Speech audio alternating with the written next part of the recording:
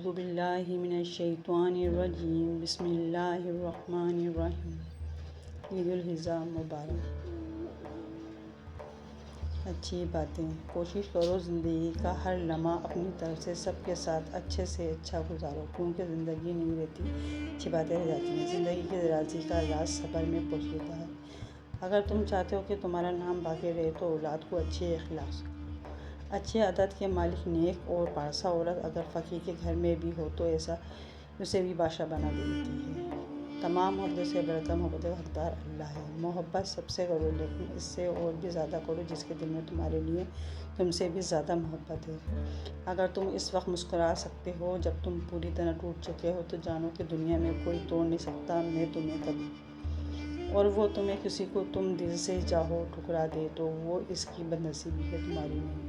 انسان بزدل اتنا ہے کہ خوابوں میں بھی ڈر جاتا ہے، اور بے خوف اتنا ہے کہ جاگتے میں بھی ڈر جاتا ہے۔ جو ظلم کے ذریعے عزت چاہتا ہے اللہ اسے انصاف کے ذریعے ذلیل کرتا ہے۔ اپنی زندگی میں ہر کسی کو اہمیت دو، جو اچھا ہوگا وہ خوش دے گا اور جو برا ہوگا وہ سبق دے گا۔ جیت کی عادت اچھی ہوتی ہے لیکن کچھ رشتوں میں پارسا ہار جانا ہی بہتر ہوتا ہے۔ جو شخص تمہارا غصہ برداشت کر لے اور وہ ثابت قدم رہے تو وہ تمہارا سچا دوست ہے۔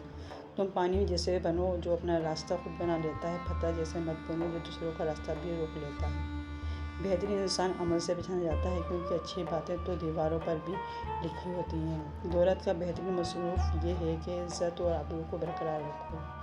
لوگوں کے سامنے سے مسکراتے رہا کرو، اللہ کے سامنے گڑا کر رویا کرو، کیونکہ دنیا مسکرانے والوں کو پسند کرتی ہے، اللہ رونے والوں کو۔ انسان کو اس کی برائیوں سمیت مقبول کرنے والا ہی اس کا، کیونکہ خوبیاں تو دشمن کی بھی متاثر کرتی ہیں، دوست ہوتا ہے وہ۔ زمانے کا شکوہ نہ کرو بلکہ خود کو بدلو، کیونکہ باغ کو گندگی سے بچانے کا طریقہ جوتا پہننا ہے، نہ کہ سارے شہر میں کالی مچھانا۔ علم وہ نہیں جو آپ نے سیکھا ہے، جو آپ کے عمل کی ادا سے ظاہر ہو، علم تو وہ ہے۔ اہمیت، سچے لوگوں سے دوستی رکھو، کیونکہ وہ اچھے دنوں میں سرمایہ اور برے دنوں میں محافظ ہوتے ہیں۔ وہ انسان کو اچھی سوچ پہ انعام ملتا ہے جو اسے اچھے اعمال پہ بھی نہیں ملتا، کیونکہ سوچ میں دکھاوا نہیں ہوتا۔